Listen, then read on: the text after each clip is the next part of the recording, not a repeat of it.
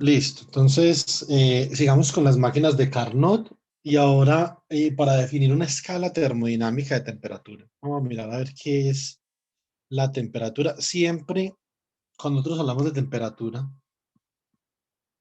básicamente que nosotros tenemos que definir qué es temperatura. Pues la temperatura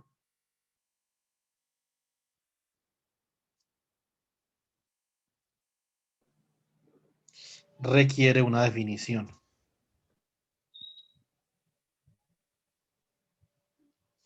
Por ejemplo, yo podría decir que la temperatura es básicamente proporcional al promedio de la energía cinética de las partículas dentro de un gas, y esto es del orden de K sub B.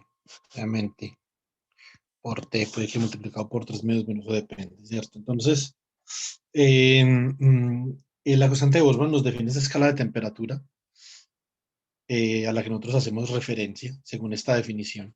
Una definición de la temperatura según la eficiencia de Carnot, ¿cierto? Entonces, eso es lo que vamos a hacer en este momento. Entonces, básicamente, vamos que nosotros tenemos dos máquinas de Carnot que están operando,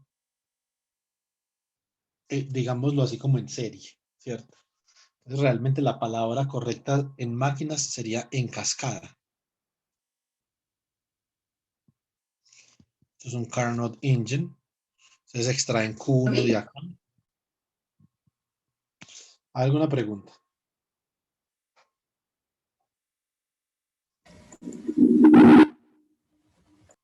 Bueno, creo que no.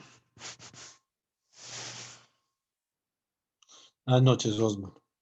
Acá tenemos T2, ¿cierto? Y obviamente, entonces aquí parte de este calor Q1 se convierte en trabajo, que vamos a llamar trabajo 1-2, ¿cierto? Aquí entonces extraemos Q2 de ese reservorio de temperatura, lo depositamos en la máquina de Carnot y realizamos un trabajo que vamos a denominar W23 y depositamos Q3 en este reservorio de temperatura a una temperatura T3. Listo. Pues básicamente que nosotros, obviamente, una de las cosas importantes en las escalas de temperatura es que uno define una temperatura patrón, ¿cierto? Por ejemplo, inclusive en la escala de Celsius, las temperaturas patrón tienen que ver con los puntos de ebullición y de congelación del agua a una determinada presión, ¿cierto? Entonces, y él simplemente divide esa escala en 100 partes iguales, ¿cierto? Entonces, lo mismo acá tenemos una temperatura de referencia, que es lo que nosotros llamamos, que nosotros habíamos cogido esa temperatura de referencia como la temperatura de la coexistencia entre el hielo, el vapor y el agua, que es 273.16 Kelvin, ¿cierto? Entonces, si nosotros vemos esta máquina de Carnot como un ente, nosotros podemos encerrarlo así. Lo que pase dentro de esa máquina se queda dentro de la máquina. Básicamente, esta es una máquina que está extrayendo Q1, produce un trabajo 1,3, que va a ser la suma de este trabajo más este trabajo, y deposita Q3 en T3, ¿cierto? Entonces nosotros podemos entender esa máquina de Carnot como ese todo, ante T1,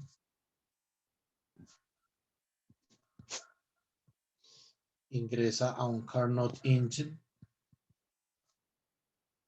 o extrae de T1 una cantidad de calor Q1, después deposita una cantidad de calor Q3 a este reservorio de temperatura a T3, y el trabajo 1,3, entonces es igual al trabajo 1,2 más el trabajo 2,3, ¿cierto? Bueno, entonces básicamente eso es lo que tenemos ahí. Ahora, obviamente, nosotros podemos comenzar a mirar las eficiencias de cada una de las máquinas de Carnot que tenemos acá y las vamos a comparar con la eficiencia de esta máquina de Carnot en verdecito, ¿cierto? Entonces, podemos comenzar así. Vamos a ver. Entonces, primera ley. Entonces, la primera ley establece que Q1 menos Q2 es igual al trabajo, ¿cierto?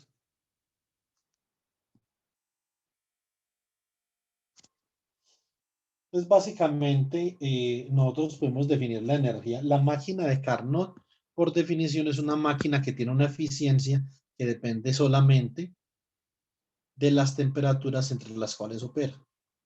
Esta eficiencia para esta máquina obviamente va a ser el trabajo W12 dividido el calor que extrajimos del reservorio que era Q1, ¿cierto? Pero básicamente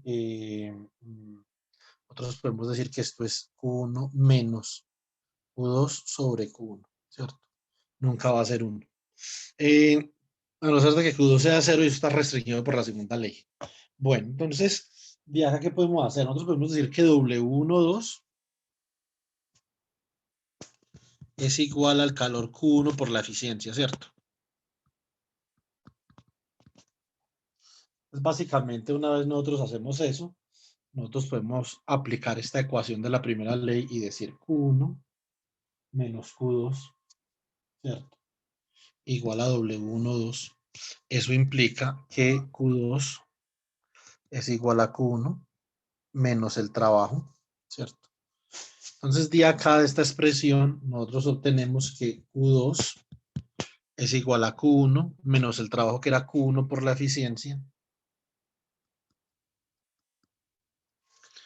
Y esto es Q1, factor de 1 menos eta de T1, T2. Eso es una forma de relacionar la eficiencia con los calores, ¿cierto? Eso significa que Q2 sobre Q1 es igual a 1 menos la eficiencia de la máquina de Carnot operando entre T1 y T2. ¿Sí o no? Eso es básicamente una relación que nosotros podemos tener. Para la máquina de Carnot, para la segunda máquina de Carnot, nosotros podemos obtener una relación similar. Ustedes la pueden obtener, que es Q3 igual a Q2, que multiplica a 1 menos eta de T2, T3. ¿Cierto? Entonces, pero nosotros tenemos Q2 ya, aquí en este caso. Tenemos Q2 acá en términos de Q1, ¿cierto? Por lo tanto, Q3 es igual a Q1, que multiplica a 1 menos z de T1, T2, y esto que multiplica a 1 menos z de T2, T3. ¿Sí o no? Entonces, cuando nosotros tenemos esto, nosotros podemos definir esa relación entre los calores, el calor depositado en el reservorio T3 dividido el calor extraído del reservorio T1 es igual a 1 menos eta de T1, T2 que multiplica a 1 menos eta de T2, T3. Obviamente, Q3 sobre Q1 también según la misma relación que nosotros tenemos acá va a ser igual a 1 menos z de T1, T3, ¿cierto? Y acá podemos establecer una relación entre estas eficiencias de la máquina de Carnot de forma tal que podemos escribir lo siguiente. Podemos escribir que 1 menos eta de T1, T3 es igual a 1 menos z de T1, T2 por 1 menos z de T2, T3. Vamos a dividir por 1 menos z de T2, T3 y obtener la siguiente relación. Es 1 menos eta de T1, T2 es igual a la relación entre dos funciones de T1, T2 y T3. Entonces, hágame cuidado en esto. Entonces, 1 menos eta de T1, T3 dividido 1 menos z de T2, T3. Más sin embargo, el lado izquierdo solamente es función de T1 y T2, ¿cierto? Eso lo que significa es que de alguna forma esa T3 de ahí tiene que salir. Es una temperatura de referencia, ¿cierto? Este T3 es una temperatura de referencia. Y Y nosotros también sabemos que 1 menos eta de T1 más T2, eso también es ¿quién? Eso también es Q2 sobre Q1. Y por convención, para que esto sea solamente función de T1 y T2, esto va a ser una función de la temperatura T2 dividido una función de la temperatura T1 por definición.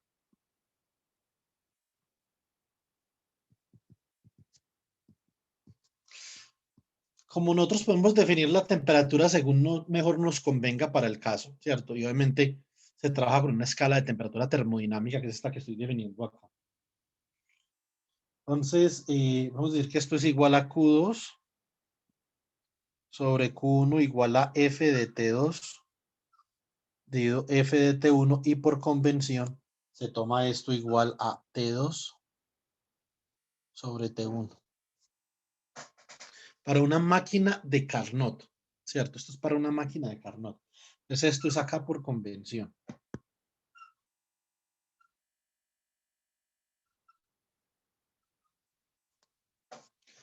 ¿Cierto? De acá, para una máquina de Carnot, nosotros podemos obtener que Q1 sobre T1 menos Q2 sobre T2 es estrictamente igual que 0. Esto está restringido por dos cosas. Esto viene restringido por la eficiencia de Carnot, que es la máxima, y a su vez por la segunda ley de la termodinámica, ¿cierto?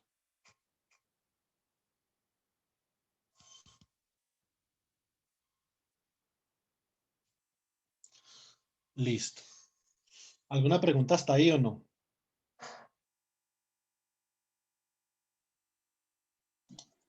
En el chat no hay ninguna, profe. Listo, Osman, gracias. Entonces, esto acabamos de definir acá. Esto define la escala termodinámica de la temperatura. Entonces, la temperatura es una función tal que obedece una regla de 3 con respecto a los calores que se extraen de dos reservorios de temperatura, ¿cierto? Esta es la escala termodinámica de temperatura.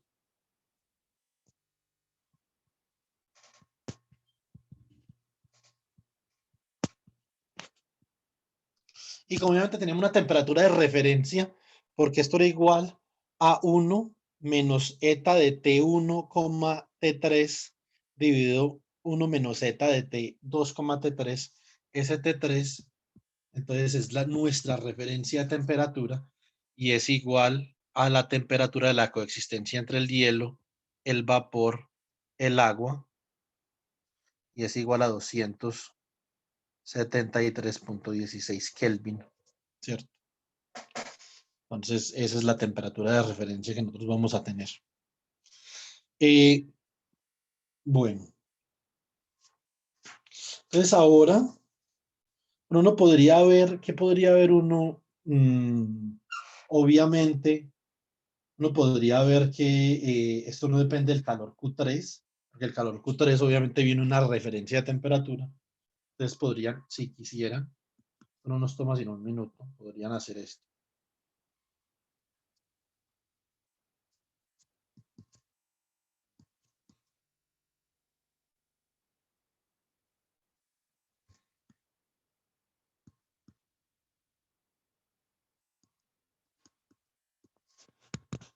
Esto es igual a ¿quién? Esto es igual a Q3 sobre Q1, ¿cierto? Dividido Q2 sobre Q3 por extremos y medios. Esto simplemente es Q2 sobre Q1. Realmente en esta relación, digamos, Q3 no interviene de ninguna forma. Listo.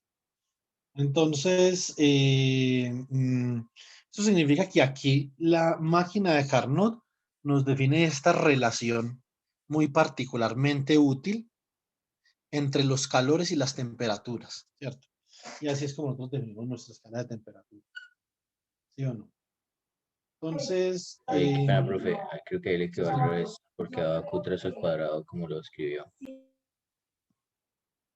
sí, tiene toda la razón. Muchas gracias. Gracias, Alexis.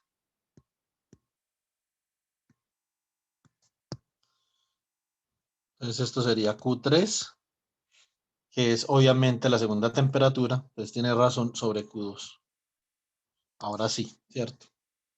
Gracias. Entonces ahora nosotros vamos a mirar qué sucede con esa relación que nosotros acabamos de obtener ahí cuando no estamos operando con eficiencia máxima, ¿cierto? Entonces, básicamente, con la eficiencia máxima que nosotros estamos operando, recuerden entonces ahora la eficiencia, eta de T1, T2, en este caso sería igual a Q1 menos Q2 sobre Q2, ¿cierto? Esto es igual a, Q2, así como está, sería dividido Q1, perdón. Entonces esto es igual a 1 menos Q2 sobre Q1, ¿cierto? Y esto es igual a 1 menos T2 sobre T1. En termodinámica, la eficiencia de la máquina de Carnot solamente depende de las dos temperaturas en las que está operando.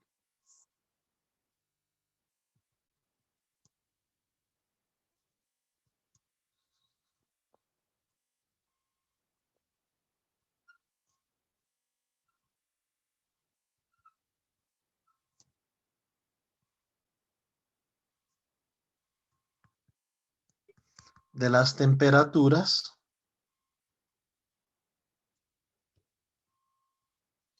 entre las que opera. ¿Cierto?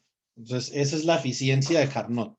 Ahora, nosotros vamos a considerar otra máquina que no opera a la eficiencia de Carnot y vamos a establecer una relación bastante importante. Si nosotros tenemos una máquina que no está operando la eficiencia de Carnot, por ejemplo, esta máquina de acá está operando, digamos, entre TH, ¿sí o no? Esta máquina opera entre TH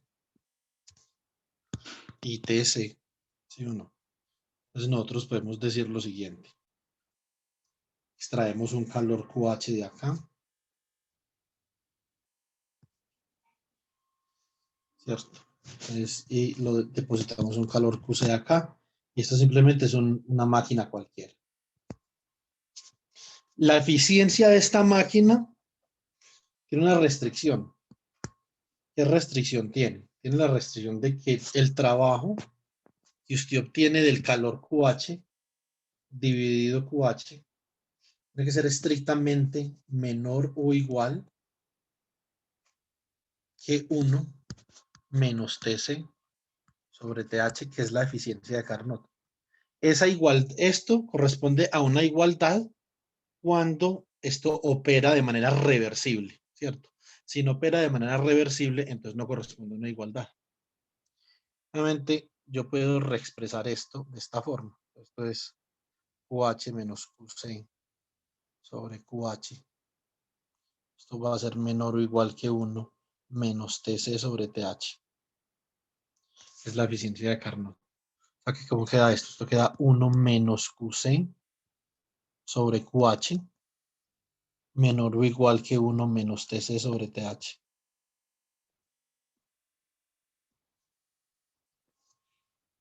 Este con este, ¿cierto?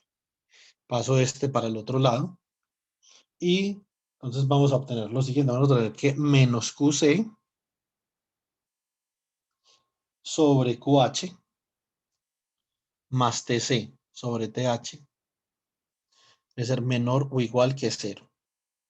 Como esta es una máquina de Carnot, entonces ya esta igualdad que nosotros habíamos obtenido acá, bastante especial, entonces ya no es una igualdad, ¿cierto? Uno establecer esa relación entre calores y temperaturas como igualdad, no tenemos que establecer aquí como una desigualdad. Entonces, básicamente lo que nosotros podemos hacer acá es que podemos multiplicar ambos lados de la expresión por QC por QH. QC por QH es una cantidad positiva, entonces el signo de la desigualdad no se invierte. Y dividimos por TCTH, obteniendo la siguiente condición que está restringida por la eficiencia de Carnot y a su vez por la segunda ley de la termodinámica. Entonces QH sobre TH menos ¿Qué sobre? QC sobre TC. Esto debe ser menor o igual que 0.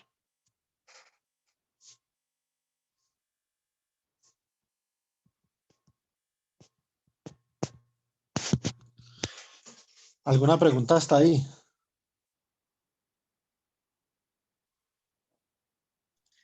En el chat no hay ninguna, profe. Listo, Osman, gracias. Bueno, entonces, esta restricción que nosotros tenemos acá en este momento es una restricción que si tenemos un proceso isotérmico, la podemos convertir como en algo así.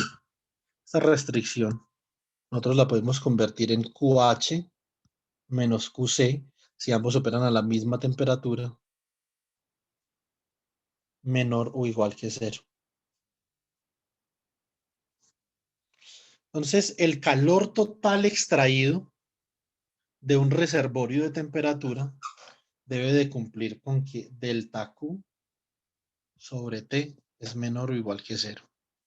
Ya vamos a demostrar esto, pero esto dio origen a un teorema famoso que nosotros conocemos como el teorema de Clausius.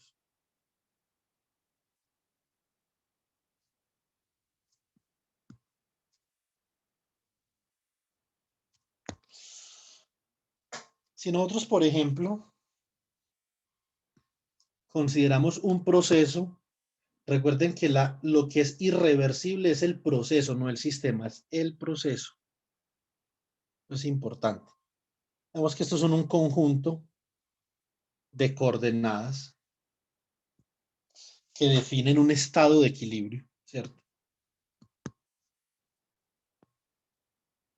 De forma tal que yo puedo, por ejemplo, realizar el siguiente proceso de manera cíclica en el espacio-fase termodinámico, ¿cierto? Y en la medida que yo realizo este proceso, lo importante es que debo de tener en cuenta que estoy ya sea absorbiendo una cantidad de calor de Q en diferentes puntos de esa trayectoria o emitiendo una cantidad de calor de Q. Entonces, este es un proceso en donde el intercambio de calor con el medio está permitido. Vamos a recordar una cosa. Cálculo vectorial, un poquito, no mucho.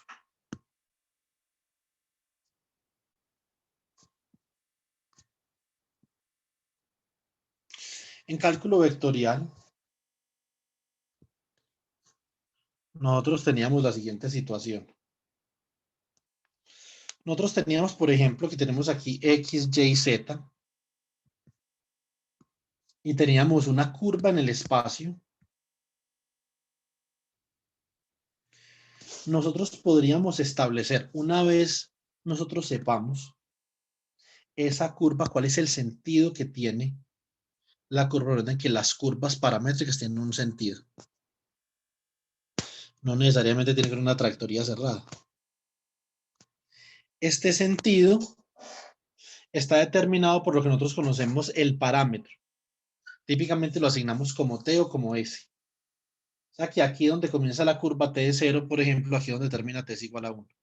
Es una curva paramétrica. Y eso significa que cada uno de estos puntos, X, Y, Z, lo puede escribir como Z igual a una función de T del parámetro, Y igual a una función del parámetro y X igual a una función del parámetro, ¿cierto? Entonces, en este caso, el parámetro es T. Ahora, en este caso de esta curva en el espacio-fase termodinámico, voy a comenzar acá, en este punto,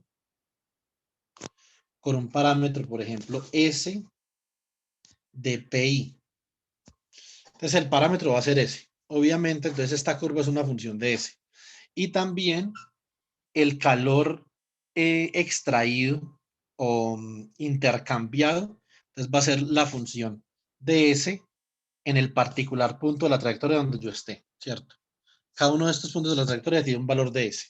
Entonces vamos a ver qué significa ese S, ¿sí o no? Para este proceso cíclico, nosotros podemos demostrar que la integral de línea del trabajo de Q dividido la temperatura del proceso es menor o igual que 0. Esto es lo que es el teorema de Clausius o la desigualdad de Clausius.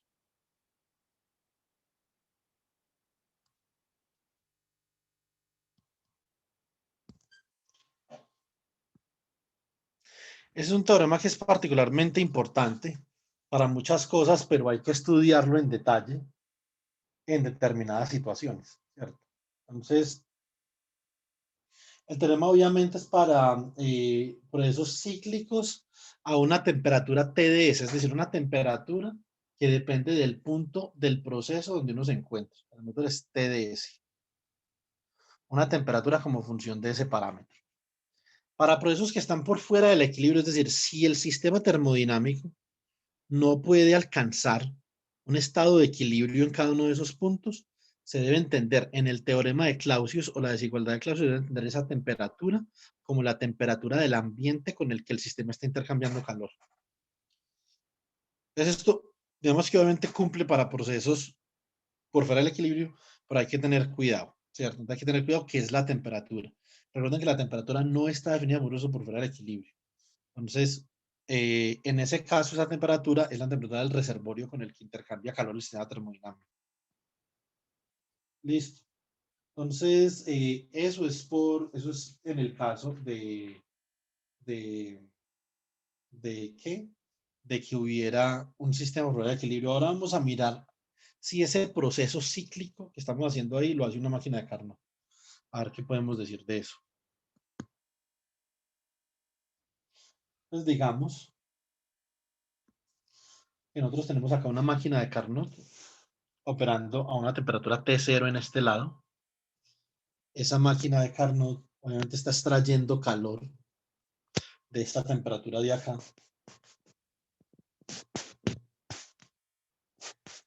Esto es Carnot Engine, ¿cierto? Y esa máquina de Carnot entonces está suministrando flujo, que vamos a llamar un flujo dQ como función del parámetro S, al proceso que nosotros estamos considerando. Suministra calor a este proceso, ¿cierto? Entonces, obviamente, en otro punto de la trayectoria suministrará, por ejemplo, acá suministra dQ de S', por ejemplo, si ese es un punto diferente de la trayectoria. Y la máquina de Carnot, entonces, por lo tanto, realiza una cantidad de trabajo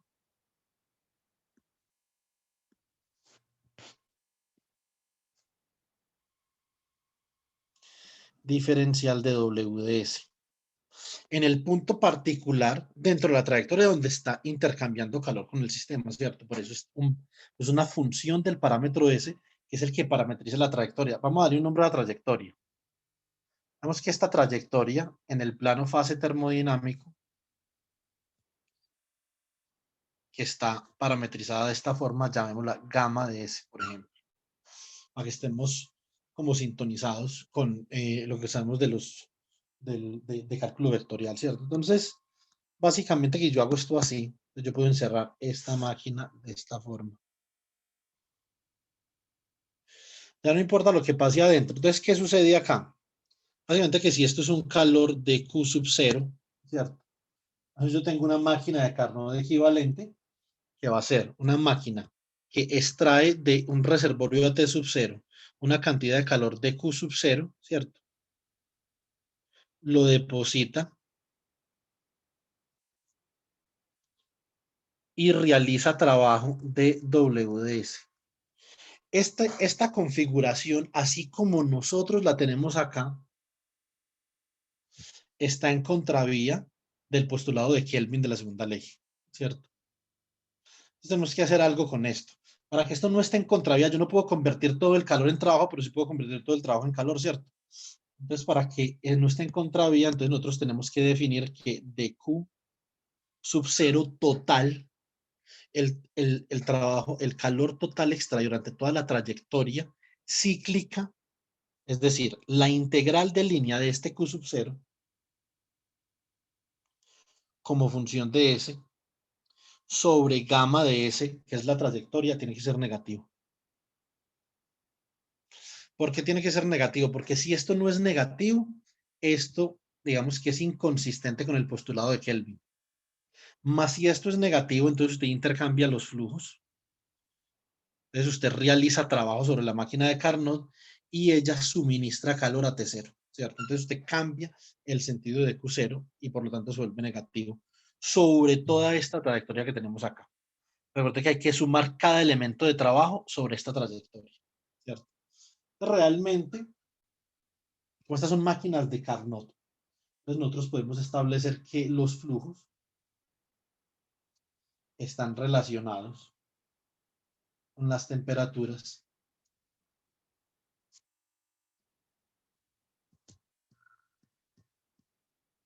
de esta forma, ¿cierto?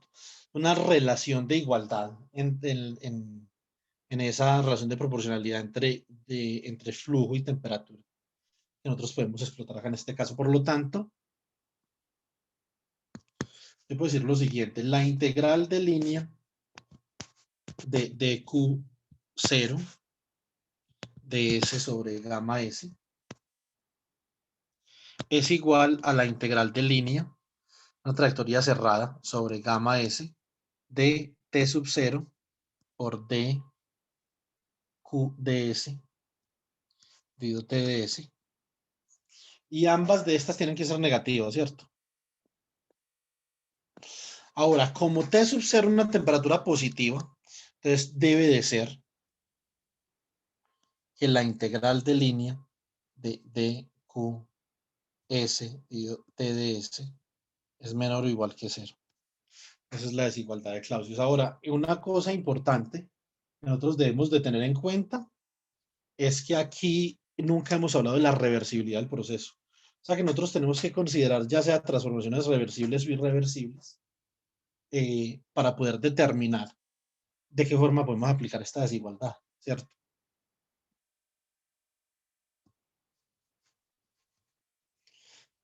Bueno, ¿alguna pregunta hasta ahí?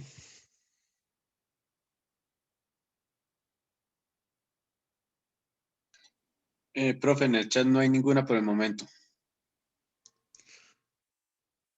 Bueno, Osman, la solicitud que me hizo por WhatsApp se me había olvidado. Se la acabé de enviar, listo. Ok, profe, ningún problema. Ya la tenía ahí, pero pues no la había enviado. No, no me preocupe, profe, ya me coloco en eso. Listo. Entonces, entonces ahora vamos a considerar diferentes casos de este intercambio de calor. Recuerden que nosotros podemos intercambiar calor de manera reversible y irreversible, ¿cierto? Es reversible.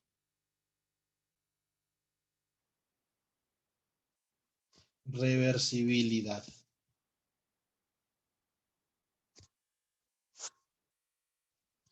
Vamos que yo tengo un conjunto de coordenadas termodinámicas. Llamémosle a esto, por ejemplo, M y a esto N. Yo puedo aplicar una transformación en mi sistema termodinámico de forma tal, recuerde que la reversibilidad es una cuestión de cómo usted aplica las transformaciones, no es cuestión del sistema. Yo puedo aplicar una transformación aquí de esta forma. Vamos muy adiabáticamente. De forma tal que yo paso de estar en un estado de equilibrio PI de MN a otro estado de equilibrio PF de MN. Ante esto sería como MI y esto sería MFNF. ¿Cierto? Si mediante los mismos, digamos, procesos adiabáticos, yo puedo retornar a mi estado de equilibrio mediante la misma trayectoria. Esto es un proceso reversible, ¿cierto? Entonces vamos a ver a los procesos reversibles qué pasa con la desigualdad, ¿cierto? Entonces recuerda que si los procesos son reversibles, la física del sistema se mantiene cuando usted cambia los signos de el intercambio de calor.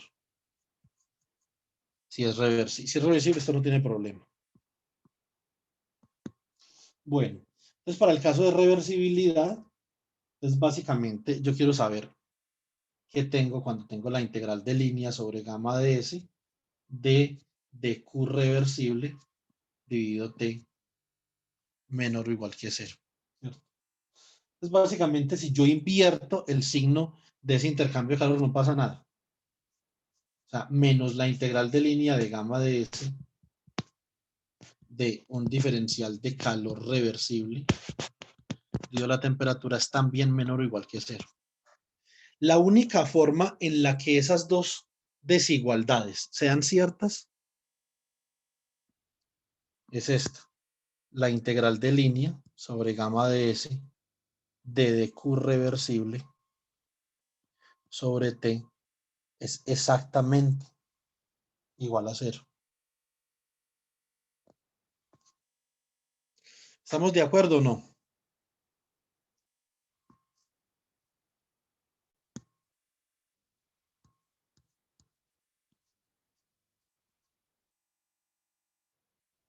O sea que para reversibilidad, perdón, no escuché, me disculpan.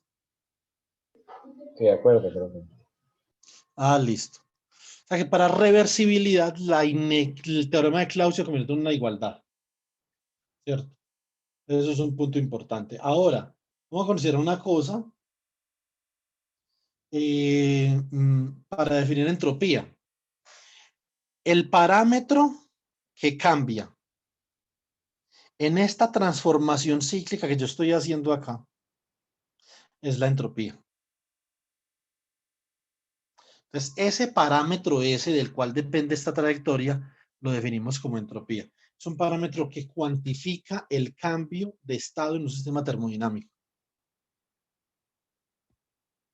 Cuando veamos mecánica estadística, nosotros vamos a ver que la mecánica estadística tiene que ver con la forma como se organizan los constituyentes microscópicos de un sistema termodinámico particular. Entonces, por ejemplo, usted puede tener, digamos, esas canicas con las que uno jugaba cuando era chino, ¿cierto? Que eran como de cristal y todo eso.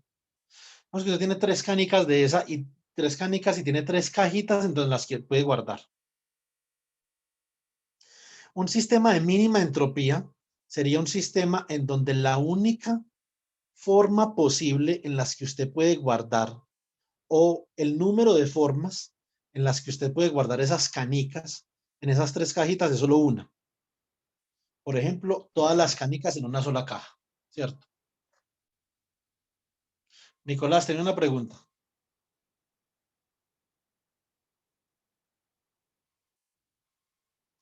Bueno, parece que no. Entonces, la entropía de ese sistema es la mínima, es entropía cero. Usted solamente organiza esas canicas de una sola forma posible. En la medida que usted aumenta la temperatura, esas canicas se pueden organizar de diferentes maneras. No hay problema, Nicolás. Se pueden organizar de diferentes maneras en las 3 cajitas. Ya no solamente 3 canicas en una cajita, sino 2 en una o una en cada cajita. El número de configuraciones en mecánica estadística lo conocemos como microestados, ¿cierto? Entonces, el número de formas como los grados microscópicos de libertad, o más bien como las partículas con grados microscópicos de libertad se pueden organizar, ¿cierto?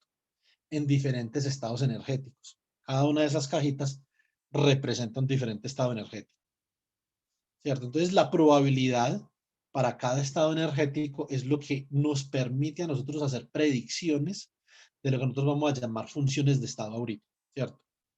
Y dependiendo de cómo nosotros miremos a esas diferentes organizaciones microscópicas, nosotros vamos a definir una función de estado que caracteriza los observables macroscópicos de ese sistema. Entonces, lo que vamos a hacer ahorita cuando definamos funciones de estado. Ahora, para el caso de la entropía, cuando nosotros tenemos cambios reversibles, independiente de la trayectoria, usted, por ejemplo, puede hacer un cambio reversible desde A hasta B de esta forma. Puede existir otra trayectoria que usted puede aplicar para que haga ese mismo cambio irreversible, ¿cierto? Por ejemplo. Entonces, digamos que esta es la trayectoria 1, esto es path 1, esto es path 2. Por lo tanto, la integral, esto no es una integral de línea, simplemente la integral, ¿cierto? Una integral de línea, entonces esto no se cumple. Es la integral para ir desde A hasta B en diferentes caminos. la integral entre A y B del diferencial de trabajo reversible, ambos caminos son reversibles, dividido la temperatura a través del camino 1, esto es el calor intercambiado a través del camino 1, es igual a la integral entre A y B del diferencial de calor reversible a través del camino 2 dividido la temperatura a través del camino 2. Esto es exactamente igual a la entropía en B menos la entropía en A. Esa es la definición de entropía. La entropía, el cambio de entropía más bien, es una cantidad que cuantifica que cuantifica el intercambio reversible de calor que se hace durante un proceso. Lo que nosotros vamos a demostrar es que en determinado tipo de procesos, este cambio de entropía que nosotros tenemos acá siempre es mayor o igual que cero, y esto viene restringido por la segunda ley. Observen que este teorema de Clausius, ¿cómo lo obtuvimos? Partimos de una restricción que impone la eficiencia de Carnot sobre los calores y las temperaturas. La eficiencia de Carnot viene restringida por la segunda ley. O sea que básicamente esto es una consecuencia tanto de la eficiencia de Carnot como de la segunda ley.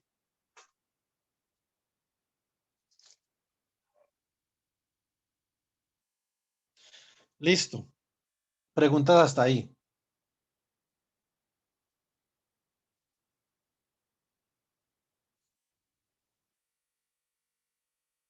Ninguna, profe, en el chat. Venga, ¿no han entendido nada o es que lo entendieron todo?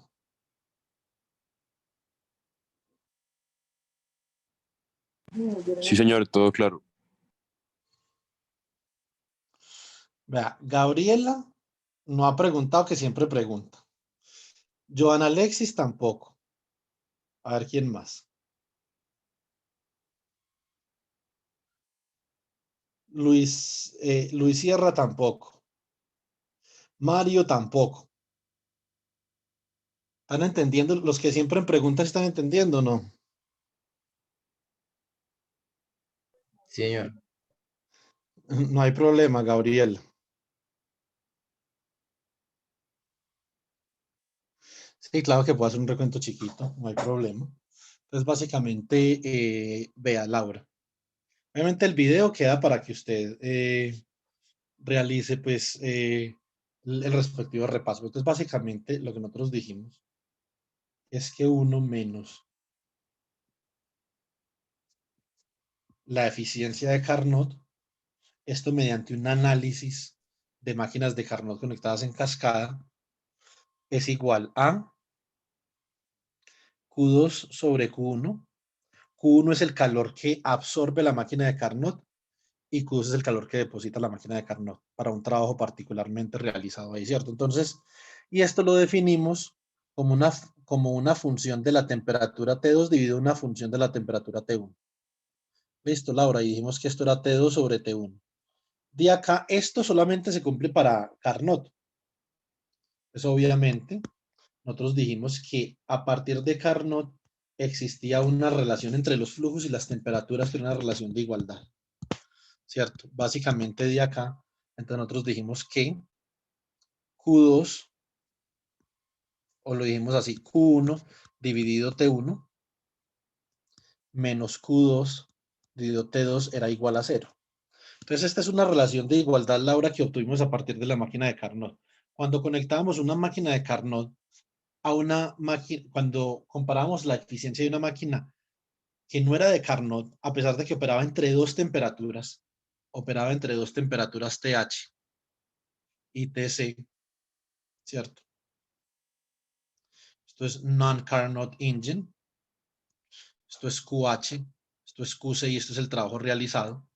Es básicamente que la eficiencia de esta máquina, ¿cierto?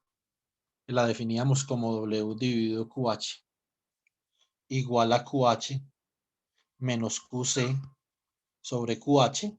Por la segunda ley de la termodinámica, Laura, entonces nosotros habíamos dicho que esto tenía que ser menor o igual que la eficiencia de Carnot. ¿Cómo calculamos la eficiencia de Carnot en términos de temperaturas? 1, esta vaina de acá, ¿cierto? menos la eficiencia es igual a T2 sobre T1. Decíamos 1 menos la eficiencia de Carnot igual a T2 sobre T1, ¿cierto? Esto es una relación de igualdad, ¿cierto? Precisamente porque la eficiencia límite es la eficiencia de Carnot. Entonces, básicamente, que nosotros podemos obtener de acá que la eficiencia de Carnot como función de T1 y T2 es igual a 1 menos T2 dividido T1, ¿cierto? Y por lo tanto, esta otra eficiencia que nosotros habíamos obtenido acá tenía que ser menor o igual que esta. O sea, QH menos QC sobre QH igual a 1 menos QC sobre QH era estrictamente menor o igual que 1 menos T2 sobre T1. ¿Sí o no? De acá, nosotros obtuvimos entonces una nueva relación que tiene restringida por la segunda ley. Porque si la segunda ley restringe la eficiencia de Carnot, por lo tanto la segunda ley restringe esta relación. ¿Cierto? Entonces cancelamos los unos, ¿sí o no? Y entonces esto básicamente nos había dado que QH dividido TH menos QC dividido TC cumplía con la restricción que esto tenía que ser estrictamente menor o igual que cero. La igualdad se daba para cuando la eficiencia que nosotros estamos trabajando era la eficiencia de Carnot. O sea que esto es igual para un ciclo de Carnot, ¿cierto? Ciclo entre dos temperaturas irreversible. Si usted, por ejemplo, considera temperaturas iguales, esto se le transforma que en un delta Q dividido T tiene que ser estrictamente menor que cero. Esto es simplemente para un proceso entre dos temperaturas. Cuando usted ya está haciendo un proceso cíclico en el plano fase termodinámico, algo cíclico, por ejemplo, usted va desde A hasta B y desde B hasta A, esto se le convierte en una integral de línea del trabajo dividido la temperatura y menor o igual que cero. Esta es la desigualdad de Clausius-Laura o el teorema de Clausius.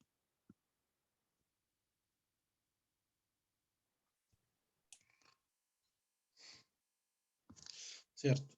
Entonces, una vez nosotros tenemos eso, nosotros entonces, como vengo haciendo desde hace un rato, vamos a hacernos la pregunta: ¿qué pasa cuando el trabajo es reversible? ¿Cierto? Entonces, si es reversible, pues yo, por ejemplo, tengo un proceso termodinámico en el plano fase, y yo puedo ir desde A hasta B a través de esta trayectoria. Una trayectoria que representa un proceso reversible, desde A hasta B. Desintegro. Integral desde A hasta B de un intercambio de calor reversible dividido una temperatura es igual. Esto a través de este camino. Entonces vamos a llamar este camino, Laura, como lo llamé ahorita, el camino 1, path 1. O sea que esto es intercambio de calor reversible a través de la trayectoria 1 y esto es temperatura a través de la trayectoria 1. Ahora vamos con otra trayectoria. Por ejemplo, podría existir una trayectoria acá que también fuera reversible, ¿cierto? Usted pudiera ir de manera reversible entre los estados de equilibrio A y B, ¿cierto? Y entonces integra entre A y B de Q reversible dividido T a través del camino 2. Este es el path 2, ¿cierto?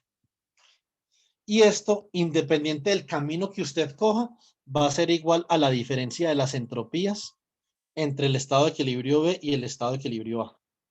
Ahí vamos, Laura.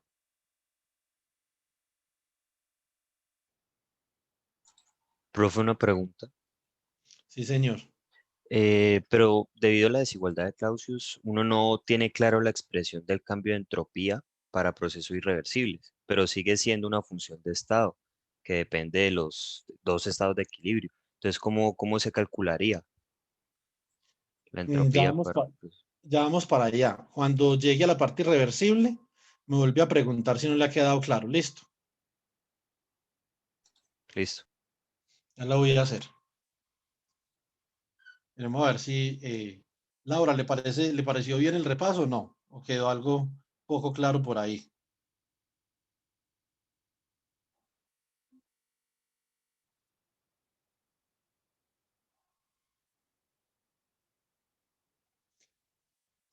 Bueno, espero que me haya escuchado toda la carreta porque si no, qué dolor, ¿cierto?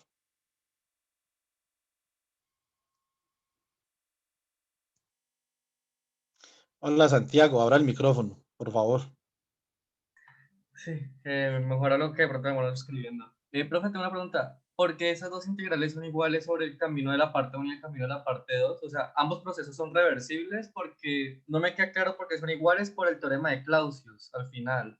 Porque No para es mí que no sería... son iguales, no son iguales por el teorema de Clausius. Son iguales porque cuando usted hace trabajo, perdón, absorbe, absorbe o emite calor de manera irreversible, entonces la diferencia es independiente de la trayectoria.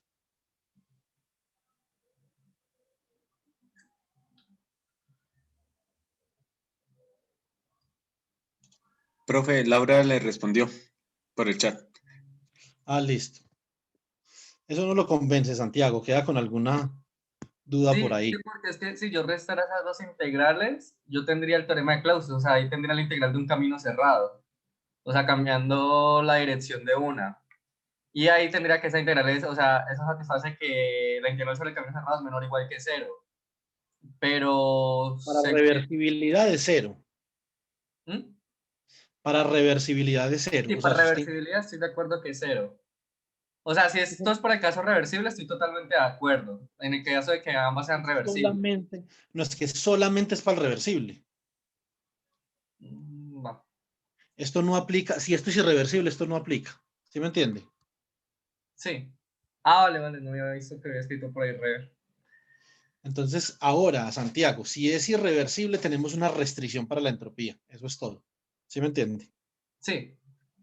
Entonces, pero ya voy a hacer esa demostración. Espera y verá. Entonces, ahora,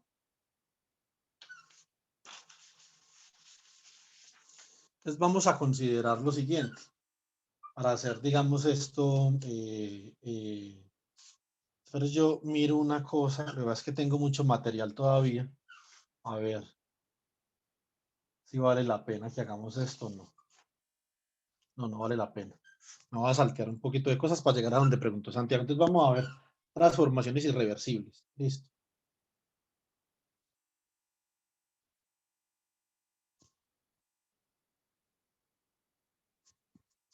Creo que irreversibles es con doble R. La ortografía mía en español es terrible. Entonces, por favor, me perdonen.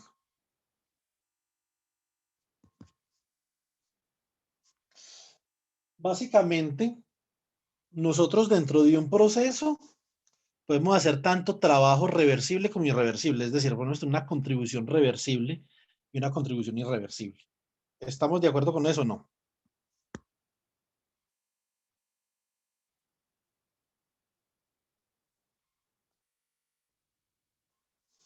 Vamos a suponer que yo tengo unas variables de estado, digamos que, por ejemplo, aquí tengo X, aquí tengo Y. Yo puedo definir, por ejemplo, este estado de equilibrio. Digamos que esto es X y Y. Y yo puedo transformar, aplicar transformaciones a mi sistema termodinámico irreversiblemente, absorbiendo calor de forma tal que yo voy a obtener este estado de equilibrio. Aquí estoy absorbiendo un calor de Q irreversible, ¿cierto? Este, por ejemplo, es el punto X, F, Y, F. Y estos están definidos, digamos, por las letras A y B. Ahora voy a realizar trabajo de forma reversible, perdón, voy a absorber o emitir calor de forma reversible a través de esta trayectoria. De que a pesar de que estamos en el mismo sistema, no importa, yo puedo aplicar transformaciones reversibles o irreversibles, independientemente de que estemos sobre el mismo sistema. Esta transformación de acá es reversible. ¿Listo? Entonces, lo que esto implica es que si yo aplico el teorema de Clausius, acabo de aplicar el teorema de Clausius no de igualdad, pero recuerden que la igualdad implica que las transformaciones son reversibles, que yo estoy absorbiendo y emitiendo calor de manera reversible. sino que voy a aplicar la desigualdad de Clausius en todo, digamos que su esplendor, la desigualdad. Entonces vamos a ver. La integral de línea sobre gamma de S, ¿cierto? De el diferencial de trabajo, perdón, el diferencial de calor sobre la temperatura. Entonces va a ser igual a ¿quién? Va a ser igual a la integral entre A y B, de forma tal que hemos hecho realizado un proceso de intercambio de calor irreversiblemente, ¿cierto? Dividido T, más la integral entre B y A del diferencial de calor reversible dividido T. Y esto todo es menor o igual que 0. Listo, entonces obviamente aquí la integral de línea simplemente fui desde A hasta B y desde A hasta B y desde B hasta A, ¿cierto? Esto no tiene ningún problema, simplemente recorriendo la trayectoria. Nosotros sabemos una cosa. Nosotros sabemos que esta integral de acá, desde B hasta A, es igual a la entropía de A menos la entropía de B. Por lo tanto, de acá obtenemos esta relación para transformaciones irreversibles, que la integral entre A y B del diferencial de calor irreversible, digo, la temperatura es menor o igual que la entropía en B menos la entropía en A. Y esto es igual a el cambio de entropía. ¿Está de acuerdo, Santiago? No.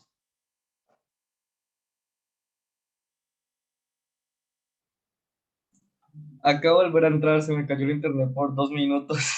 Uy, no me diga. Nah. Pero creo que... Me voy a devolver. No, espere un momentico. Va, gracias.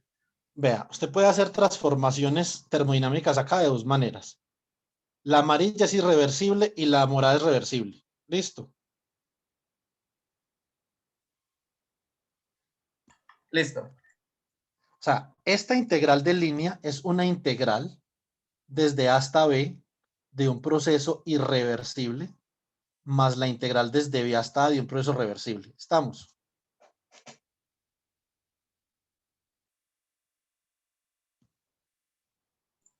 Sí. Entonces, cuando usted expresa esto de esta forma, usted ya sabe que esta integral desde B hasta A, si la trayectoria representa una transformación reversible, esto es igual a la entropía en A menos la entropía en B, ¿sí o no? Sí. Si usted hace aquí las matemáticas, entonces esto más esto es menor que 0, o sea que esto de acá, que es esto de acá, es menor o igual que delta S. O sea, cuando es irreversible, eso es, el cambio irreversible está limitado por el cambio de entropía. Ya no es una igualdad, sino que es una desigualdad. Sí. Sí, ahí grande tenía la dudita. Entonces, para la irreversibilidad, obviamente, entonces nosotros no podemos imponer igualdad, ¿cierto? No podemos. Para la irreversibilidad hay una desigualdad. Ahora, da mucho cuidado a esto. Tanto diferencial de calor irreversible dividido la temperatura es menor o igual que el diferencial de entropía. ¿Qué pasa cuando tenemos procesos adiabáticos?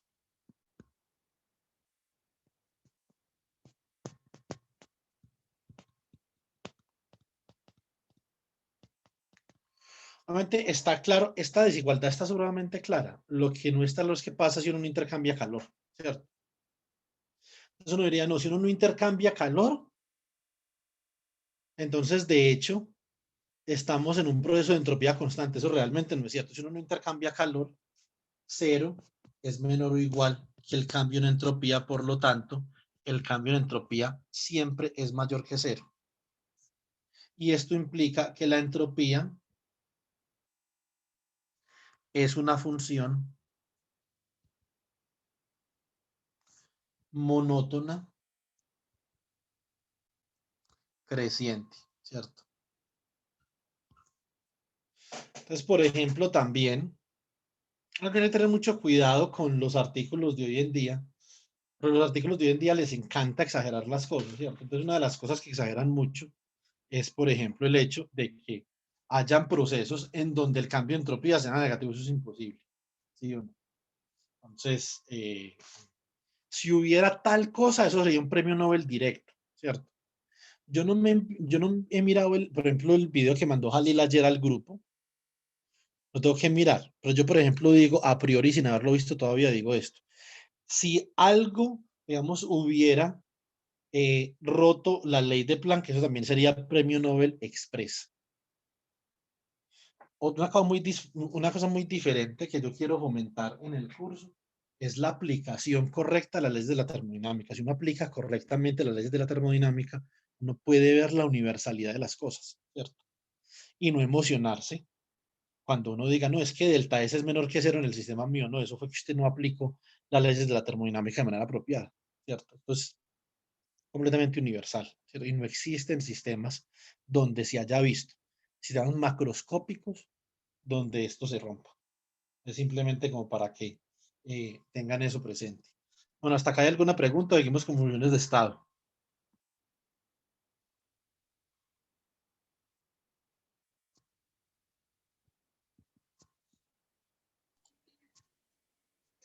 Profe, no, ninguna pregunta en el chat.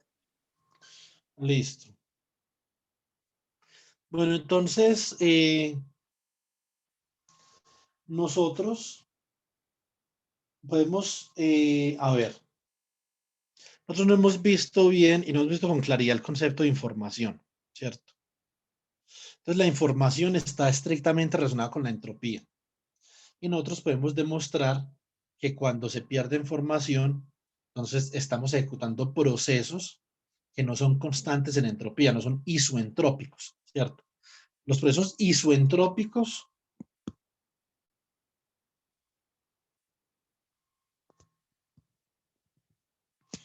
son procesos a entropía constante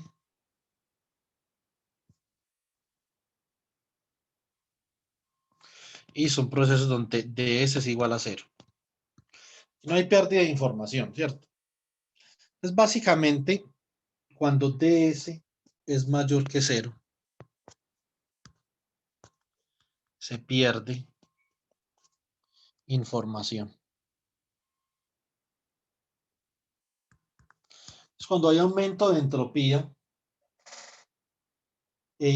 o la energía es disipada, entonces nosotros podemos afirmar lo siguiente. En ese tipo de procesos, si hay disipación de energía, el trabajo total va a ser menor o igual que, por ejemplo, J por dxy, ¿cierto?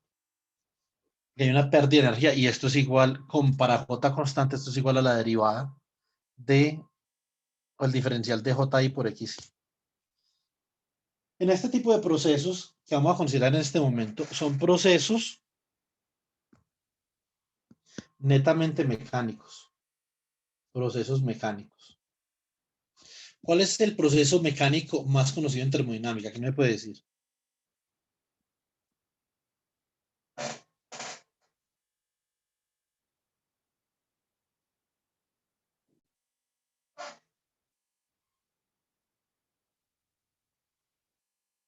Exactamente, carga la expansión de un gas. Muy bien. Expansión de un gas. Esto es mecánico y esto implica que dB es diferente de cero. Entonces ahora, en estos procesos mecánicos nosotros vamos a considerar estos procesos donde no hay intercambio de calor. Entonces, en este caso, dQ es igual a cero. Si yo sumo estas dos cosas, me queda que dE igual a dW más dQ. Esto va a ser estrictamente menor que el diferencial de JI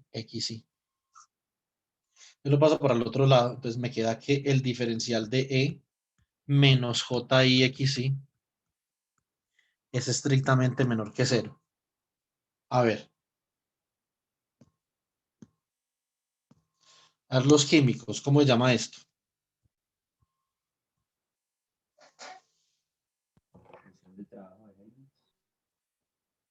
¿Cómo?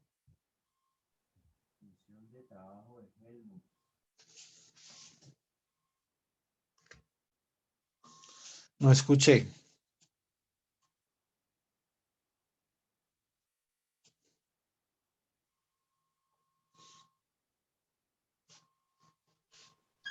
Función de trabajo de Helmholtz.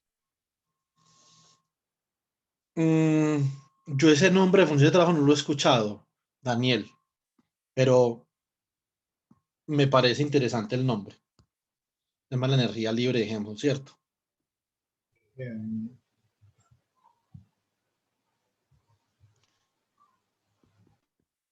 ¿Estamos de acuerdo o no?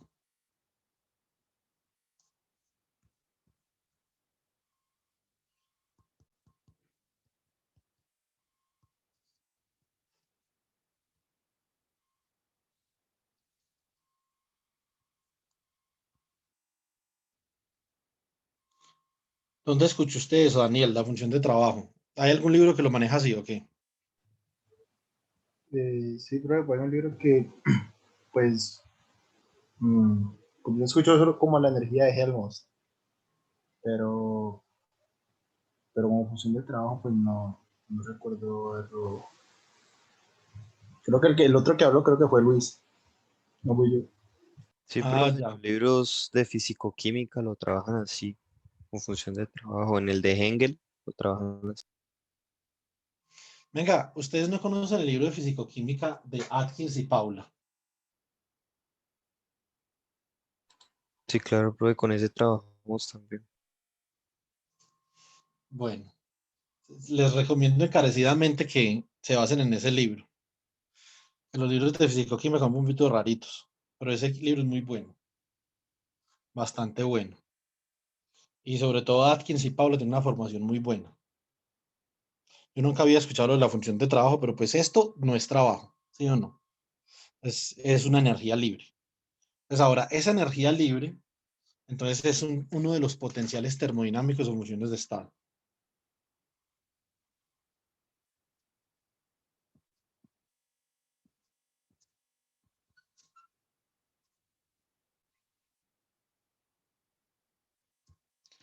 Potencial termodinámico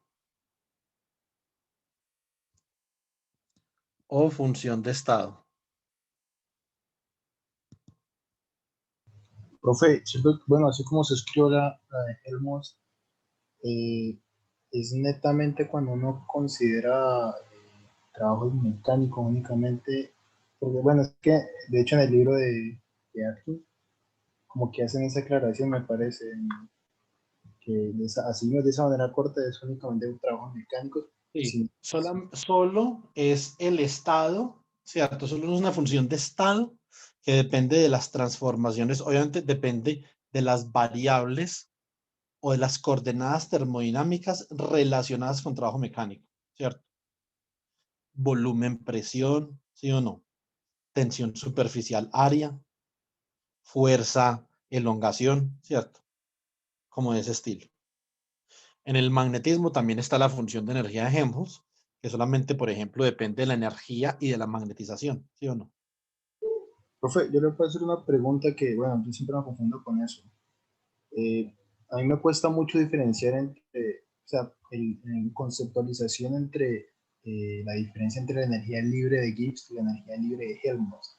O sea, ahí tenía entendido como, bueno, en algún momento leí que decía como que los físicos más que todo utilizan la de Helmholtz y los químicos pues la de Gibbs. Pero pues, bueno, Pues no físico o químico, sino que eso depende de lo que usted haga. Si usted está tratando con reacciones químicas, ¿cierto? Usted trabaja con reacciones químicas que yo ya se lo voy a enseñar en 5 segundos.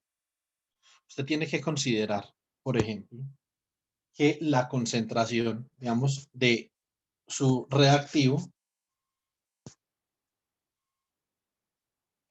bueno, la concentración de su reactivo puede cambiar con el tiempo, ¿sí o no? Es básicamente que lo que está pasando es que hay una derivada de un número de partículas o de una especie química que usted tiene ahí con respecto al tiempo que es negativo. los sistemas físicos, porque de todas formas, usted es químico, Daniel. Sí, señor. Entonces le voy a pedir encarecidamente que no se vaya a ofender por lo que voy a decir. Listo. Dale, profesor, tranquilo. Pero la fisicoquímica, es decir, la química como tal en esto, no tiene ninguna contribución. O sea, todo es prestado de la física y obviamente le cambian, digamos, la nomenclatura. Sabrá Dios por qué, pero todo esto es prestado. Entonces, en ese orden de ideas, cuando uno habla de físico-químico, tiene que definir es cómo trabaja el sistema. Entonces, por ejemplo, vea, le muestro una cosa. Los químicos típicamente utilizan esta nomenclatura. Esto es un sistema aislado, ¿cierto? Esto es un sistema cerrado. Y esto es un sistema abierto. El sistema cerrado tiene la particularidad que permite que haya intercambio, así como lo ven los químicos. Estoy hablando de la nomenclatura química, listo. La nomenclatura física cambia dependiendo del sistema mucho. Entonces, el sistema cerrado permite que haya un flujo de calor diferente de cero. El sistema aislado, para el sistema aislado, con paredes adiabáticas, el flujo de calor es cero y el flujo de partículas también. Para el sistema abierto, el flujo de calor es diferente de cero y el flujo de partículas también es diferente de cero, ¿cierto? En mecánica estadística y en termodinámica, Daniel, estos sistemas los caracteriza una función de estado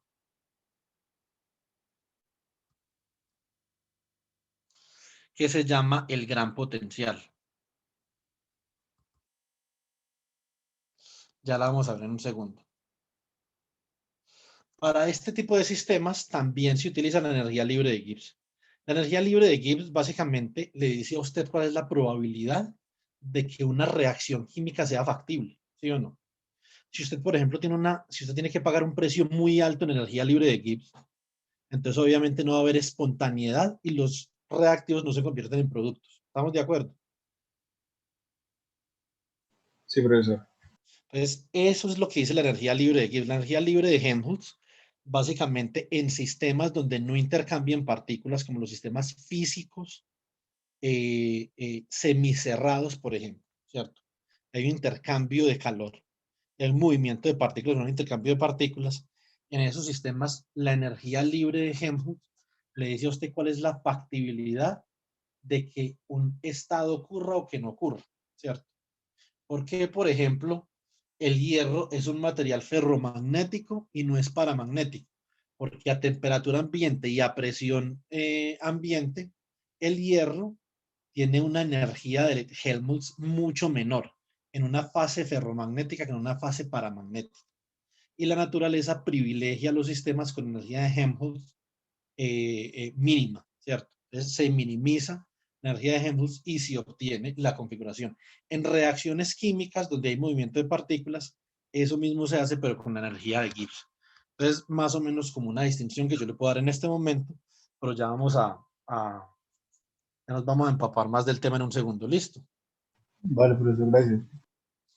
Listo. Entonces, ahora vamos a revisar otro potencial termodinámico.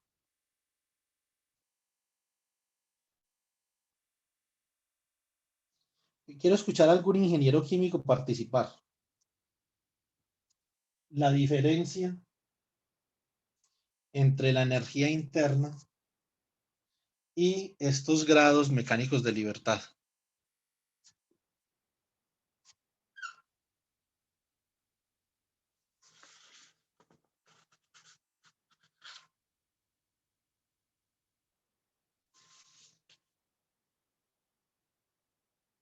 Perdón. Esto no es la energía libre de Helmholtz. Esto es otra cosa. La energía libre de Helmholtz tiene que ver con la temperatura. Me equivoqué. Disculpen, chicos, se me fue la olla ahí.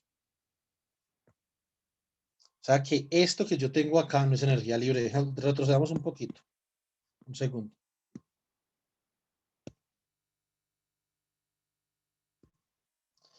Esto es otra cosa. Pero igual quiero que participen los químicos. Esto es la energía libre de Helmholtz. Esto es otra cosa. ¿Qué es esto? Juan Diego, ¿esto qué es?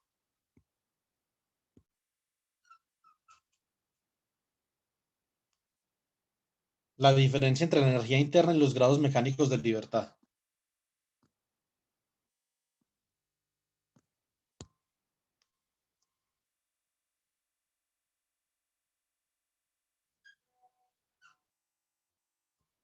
A ver. Como que no. Bueno, otros ingenieros químicos. ¿Esto qué es?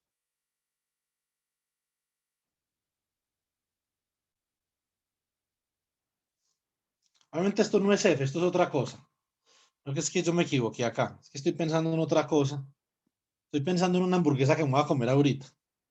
Entonces me distraje.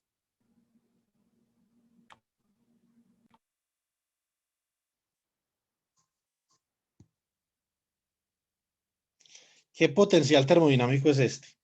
La diferencia entre la energía interna y los grados mecánicos de libertad. La energía libre de Helmholtz es la diferencia entre la energía interna y los grados entrópicos de libertad o térmicos. Profesor, pues es que si se escribiera en términos de presión y volumen sería la entalpía, No es que si se ¿no? escribiera, es la entalpía. Sí, sí, pues la que uno conoce, pues la de U más PB o la casual, sí. Exactamente. ¿Usted de dónde es, John Alexis? De química. No, profesor de física.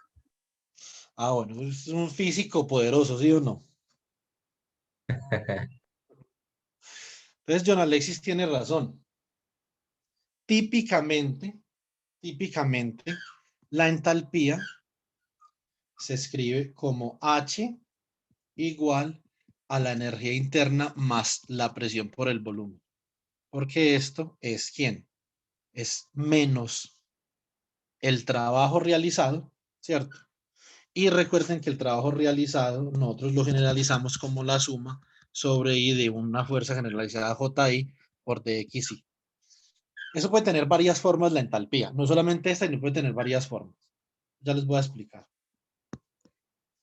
Recuerden que el desplazamiento generalizado XI puede ser muchas cosas, o sea, DXI y JI pueden ser varias cosas.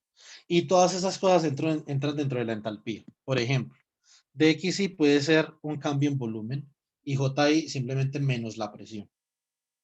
DXI, por ejemplo, puede ser el cambio en área y JI la tensión superficial. DXI puede ser un cambio en longitud y JI la fuerza aplicada en un resorte. Todas estas cosas contribuyen a la entalpía, ¿cierto? Lo que pasa es que típicamente la contribución dominante a la entalpía en un sistema químico es el trabajo, es el diferencial de trabajo debido a la expansión o la compresión, ¿cierto? O sea, menos P por diferencial de B, típicamente. Pero la entalpía usted muy bien la podría escribir como H, por ejemplo, igual a E más P por B, ¿cierto? Menos sigma por dA también. Eso también sería entalpía. Entonces, cualquier grado de libertad mecánico que contribuya a esta función de estado, entonces contribuye a la entalpía, ¿cierto? Entonces, pueden ser muchos grados de libertad mecánicos que usted puede definir.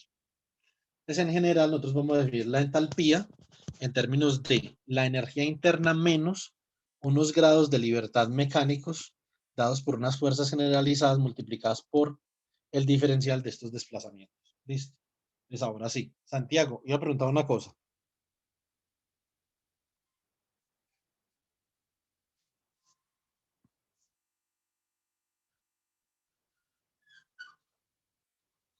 Listo, gracias. Entonces, el diferencial de entalpía, básicamente, entonces va a ser igual al diferencial de energía menos el diferencial de JI de XI, ¿cierto? ¿Quién es D?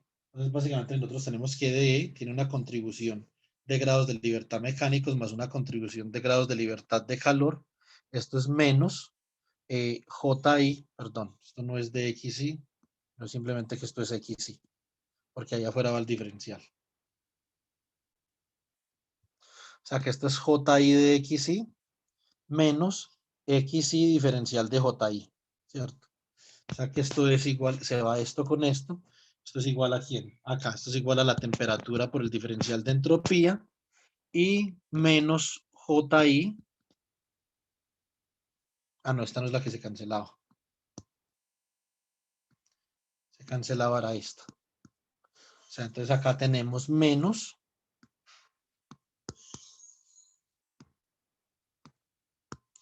XI de JI. Y como esto es una función de estado, entonces esto lo puedo escribir como un diferencial exacto. O sea que esto es igual a la derivada de la entalpía con respecto a la entropía a J constante, a JI constante, ¿cierto? Por ds más la derivada de la entalpía con respecto a JI para entropía constante, ¿cierto? Por dJI. Eso significa que yo puedo escribir esto como este diferencial exacto. Por lo tanto, entonces vemos que la entalpía es una función de estado que es función de la entropía y de las fuerzas generalizadas. Entalpía igual a una función de la entropía y las fuerzas generalizadas. Este es mi primer potencial termodinámico.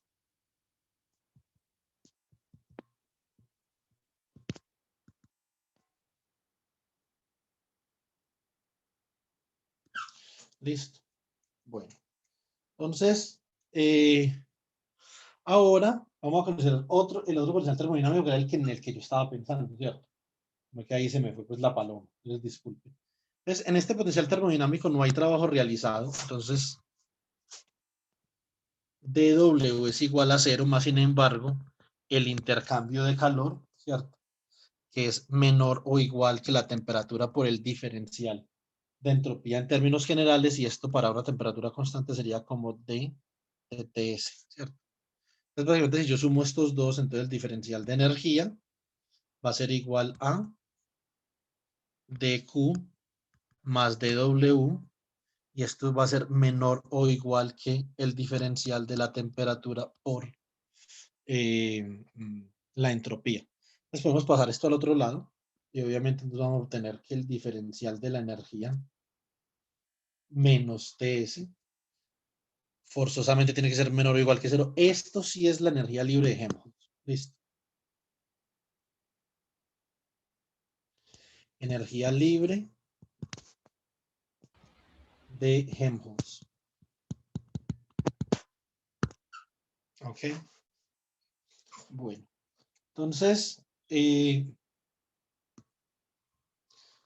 listo. Entonces acá básicamente decimos que F va a ser igual a la energía interna menos la temperatura por TS, y esto es estrictamente menor o igual que 0. Entonces vamos ahora a hacer la discusión que yo le estaba comentando ahorita.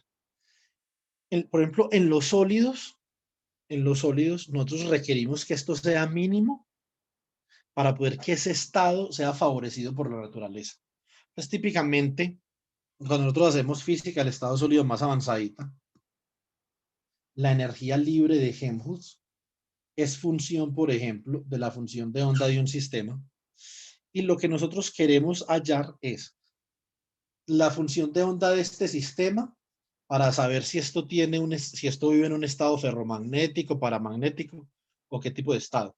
Entonces, la función de onda va a caracterizar el estado, y la función de onda que vamos a escoger es la función de onda que minimiza esta función de energía. Entonces, básicamente que el proceso que uno hace es que uno saca no la derivada. Como estos son funcionales, entonces uno saca la variación del funcional de f como funcional de la función de onda con respecto a la función de onda, ¿cierto? Y esto tiene que ser 0. Entonces, cuando un sistema cumple con esta propiedad, se dice que su energía libre de Helmholtz es la mínima y su estado es más estable, ¿cierto? Es como yo les explicaba ahorita, el hierro tiene una energía libre de Helmholtz para una determinada magnetización, que también es un parámetro que va dentro de la energía magnética del sistema, ¿cierto? Y para una temperatura dada y una entropía dada, la naturaleza favorece el estado ferromagnético en el hierro a esa temperatura. ¿Qué pasa cuando usted incrementa la temperatura? Obviamente, las contribuciones entrópicas o de calor acá, de T, ds, de calor no, sino solamente entrópicas. Eso es no sabemos, digamos, a ciencia cierta qué es lo que está pasando en la transformación ahí del sistema. Entonces, estas contribuciones entrópicas lo que hacen cuando se aumenta la temperatura es que, digamos que disocian el estado de orden del ferromagnetismo y por lo tanto, entonces la naturaleza privilegia un estado de desorden, que es el estado paramagnético. Entonces, para temperaturas mayores que la temperatura de Curie, por ejemplo, el diferencial de la función de energía libre de Gibbs para el hierro es cero siempre y cuando la fase sea paramagnética. Entonces, la energía libre de Gibbs nos permite a nosotros saber cuál es el estado que la naturaleza privilegia en determinada situación, ¿cierto? Esto es muy útil a las transiciones de fase, ¿cierto? Entonces, cuando una transición de fase, básicamente es porque hay un cambio abrupto en la energía libre de Helmholtz, ¿cierto? Entonces, ahora vamos a considerar otro potencial termodinámico, pero antes, miremos, por ejemplo, para la energía libre de Helmholtz, depende de qué, ¿cierto? Entonces, tenemos que dF, el diferencial de la energía libre de Helmholtz, es igual al diferencial de la energía menos el diferencial de T por S, ¿cierto? O sea que esto es igual a, obviamente, JI de XI, digo no, más T por diferencial de S menos T por diferencial de S menos S por diferencial de T. Estos dos se van, pues por lo tanto el diferencial exacto de este potencial termodinámico es JI de XI menos S por DT, ¿cierto?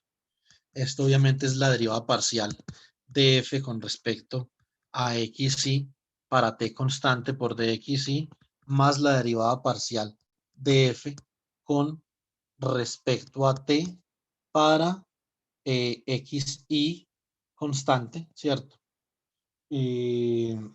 Por el diferencial de T, ¿cierto? Eso significa que la energía libre de Helmholtz es una función de los grados mecánicos de libertad y de la temperatura, ¿sí o no? Entonces, ahora vamos a considerar entonces otro potencial termodinámico, pero ahora donde realizamos trabajo y donde permitimos que haya un intercambio de calor, ¿cierto? Entonces, Profesor, señor, qué pena, hágame una aclaración, que es que yo tengo como una duda desde mi curso de termodinámica, y es que la entropía no se puede definir para un estado solo si se define estadísticamente con la ecuación de Boltzmann, ¿cierto? O sea, termodinámicamente la entropía solo define cambios de entropía, perdón. sí, pero la entropía solo se puede definir para sistemas que tienen muchas partículas, ¿sí me entiende? Sí, sí, pero entonces, por ejemplo, si nos ponen ejercicios para calcular el cambio en la función de Helmholtz, en la energía libre de Helmholtz, ese término entrópico, ese S constante, el único, si quiere devuélvase en la diapositiva, Sí, señor. ese S de T, ese S, ¿cómo lo tomamos? Por ejemplo, una opción que yo tenía en la cabeza es definir el delta de S como S menos un S sub 0 y ese S sub 0 fijarlo como una constante, así como por ejemplo se fijan los cambios de entalpía de reacciones. ¿Ya? Sí, eso lo puede hacer exactamente como usted acaba de decir. Ok, O pero sea, entonces, tal cual, por ejemplo, como ok, cuando yo les expliqué ayer lo de la pelotica. Usted tenía un man aquí, él tiraba una pelotica. Entonces, ¿usted cómo hace para saber la energía potencial? No puede, ¿cierto? O sea, usted no puede saber quién es masa por gravedad por altura hasta que usted no defina con respecto a quién está midiendo esta altura, ¿sí o no? sí, Entonces, ese digamos que es la situación. Ahora, si usted define, por ejemplo, que a una altura de 1470 metros, que es la altura de la ciudad donde yo vivo, la energía potencial es igual a cero, entonces usted ya puede medir esto. ¿Sí me entiende? Entonces, si no, sí, no. Por eso lo que usted está diciendo es totalmente cierto. Y de hecho, nosotros cuando vayamos a ver la tercera ley, entonces vamos a enfatizar en eso, en que como lo que usted puede medir son cambios de entropía, entonces no hace ningún daño que usted defina que para todas las sustancias la entropía es una constante universal y es igual a cero. ¿Sí o no? Entonces lo importante es que usted pueda medir la diferencia. Ahora, en este caso, que nosotros tenemos acá, Luis Alejandro, esto es completamente arbitrario. ¿Sí me entiende? Sí, Entonces, obviamente, uno tiene muchos problemas con eso, desde la perspectiva como científico, porque uno cómo va a trabajar con cosas arbitrarias. Pero lo importante que uno debe saber es que los observables no dependen de nada arbitrario. Los observables dependen de la diferencia de esas cosas, ¿cierto? Es como, por ejemplo, cuando uno le dicen, en la orden 1 no puede medir potencial eléctrico. Uno dice, pero ¿cómo no? ¿Cierto? No, usted necesita una tierra para medir potencial eléctrico. Si no tiene una tierra, entonces no puede medir la diferencia de potencial eléctrico, que sí es un observable, ¿cierto? Entonces, lo mismo con esto. Esta de acá, obviamente, nos decanta que S es igual a menos la derivada de la energía libre de ejemplos con respecto a T para los grados mecánicos de libertad constante, ¿cierto? Entonces, obviamente, esto no es una relación termodinámica. ¿Qué es la relación termodinámica? La relación termodinámica es que cuando usted utiliza las relaciones de Maxwell, que son estas, Alejandro, vea, diferencial exacto es igual a la derivada de f con respecto a x para y constante, por ejemplo, por dx más la derivada de f para, con respecto a y para x constante por dy. Entonces, esto lo cumplen todos los potenciales termodinámicos.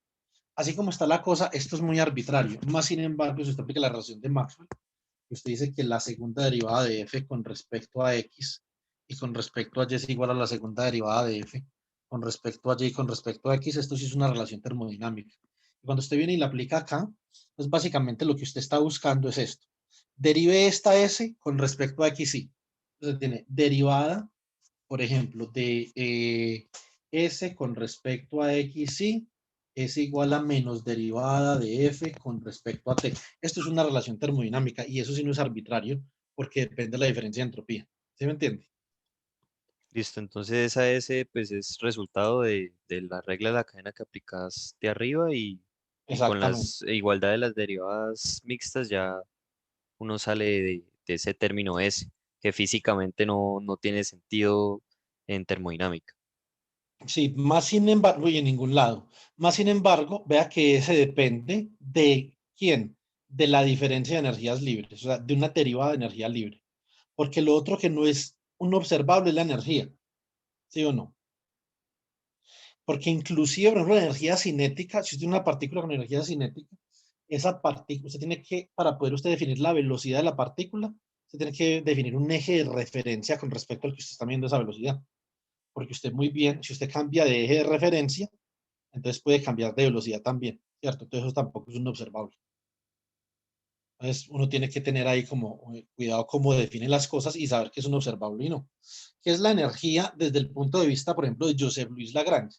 La energía simplemente es un funcional mediante el cual usted puede calcular posiciones y desplazamientos y velocidades.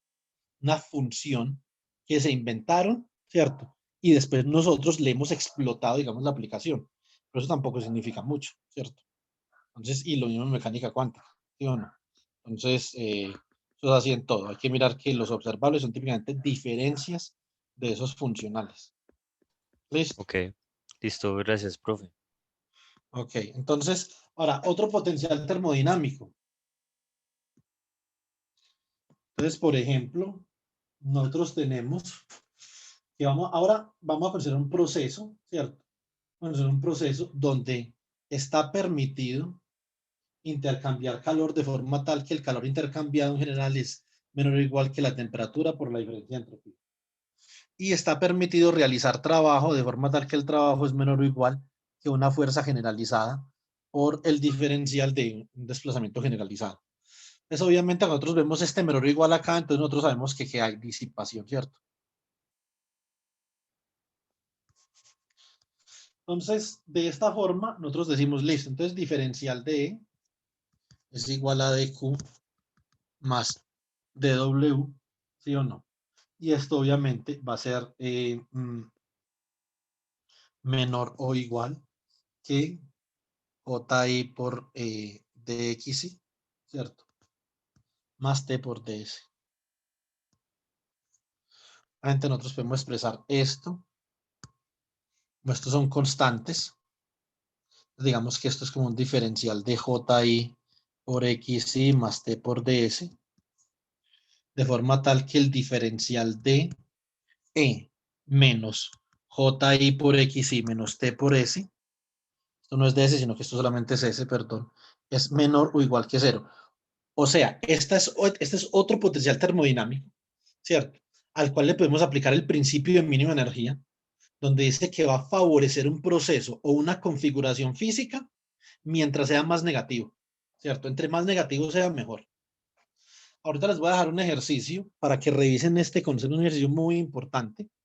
Yo le pongo a todos los estudiantes míos de electro, es verificar que la sal, que el fluoruro de sodio tiene una factibilidad energética para existir. Lo mismo vamos a hacer acá. Ahorita hablamos de la energía libre de Helmholtz. Ahora vamos a hablar de esto, que me imagino que también, Luis Alejandro, ¿esto cómo se llama?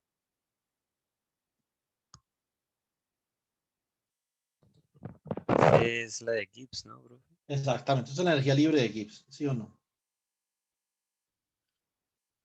Esta es la energía libre de Gibbs, que ahora considera grados de libertad mecánicos, que son muy importantes de las reacciones químicas. Ustedes pueden ver todos los libros de cinética química, tienen un capítulo dedicado única y exclusivamente a cómo intercambian energía mecánica los átomos dentro de la reacción a través de colisiones, ¿sí o no? Pero obviamente también tenemos la parte de la entropía de formación, ¿sí o no? Y la parte de la temperatura. Hay unas reacciones químicas que se les tiene que suministrar temperatura para poder que, digamos, sean factibles, su ocurrencia sea factible, digamos, espontaneidad, ¿cierto? Es que espontáneamente pase algo. Entonces, bueno, entonces regálenme un segundo, chicos, que pedí una cosa y no ha llegado y ya me van a cerrar la tienda, disculpen la molestia clase, en santa paz y armonía. Entonces, esta energía libre de Gibbs, obviamente nos dice a nosotros en qué grado las reacciones químicas ocurren de manera espontánea o no, ¿sí o no? Ahora, para las reacciones químicas también y para los sistemas donde hay movilidad de partículas, por ejemplo, los ingenieros químicos que han visto transporte macroscópico, hay otra función termodinámica de mucha relevancia, que es el gran potencial, ¿cierto? Entonces, ya vamos a ver eso qué significa. Entonces, nosotros tenemos aquí, por ejemplo, para este caso particular, entonces vamos a tener lo siguiente. Ya definimos cuál es el diferencial de la energía libre de Gibbs.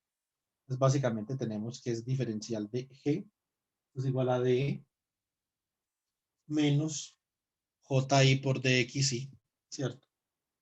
Menos XI por DJI menos temperatura por diferencial de entropía menos entropía por diferencial de temperatura, ¿cierto?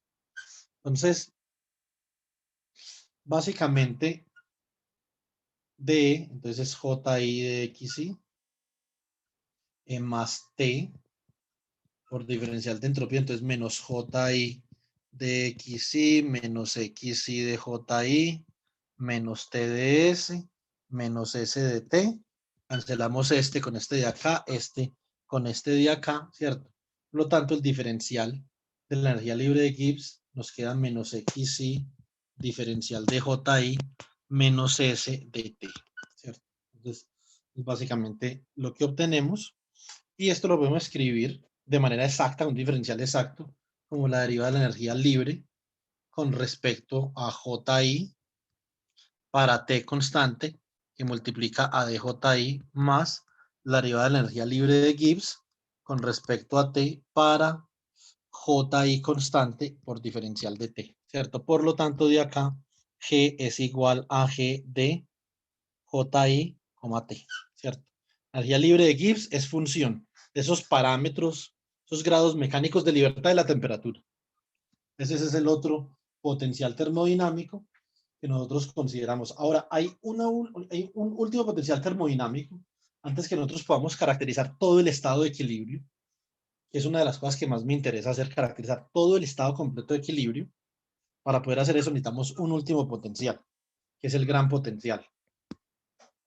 Aquí es donde yo, por ejemplo, le decía ahorita al compañero Daniel Felipe, que entonces hay realmente una distinción en los potenciales, ¿cierto? Que uno puede utilizar en cada caso. Por ejemplo, aquí Pues obviamente estos son unos grados de libertad que nosotros tenemos. Esto es un sistema cerrado. O sea, solamente puede intercambiar calor. Es un sistema aislado. No puede intercambiar ni calor ni partículas. ¿Cierto? Ahora, esto es un sistema abierto. Un sistema abierto, usted puede intercambiar calor.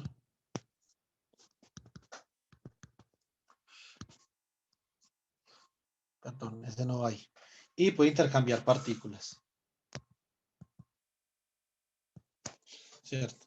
Para el caso de los sistemas abiertos, nosotros tenemos un potencial termodinámico especial con el que podemos caracterizar los sistemas. Listo. ¿Qué potencial es ese? Se llama el gran potencial. Y para mecánica estadística hay una variable de estado termodinámica que es clave en casi todo lo que nosotros hacemos en mecánica estadística, sobre todo por lo que la mecánica estadística nos puede contar sobre esa variable. Entonces vamos a ver de qué se trata eso. Entonces, nosotros habíamos dicho en clases pasadas que el trabajo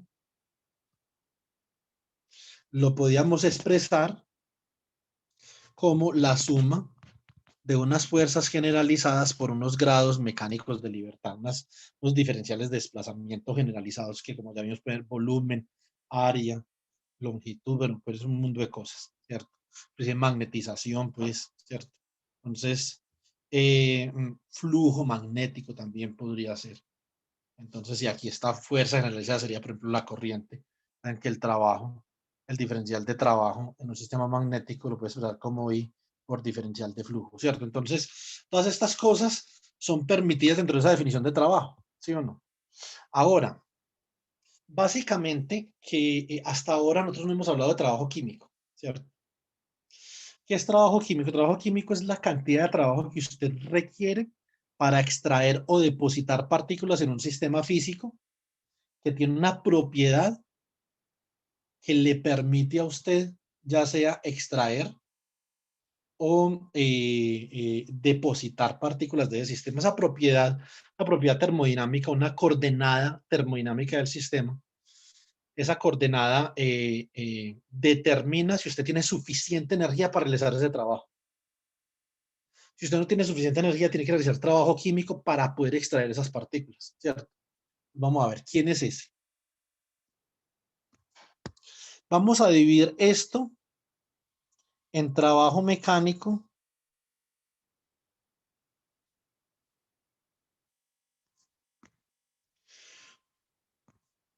y trabajo químico.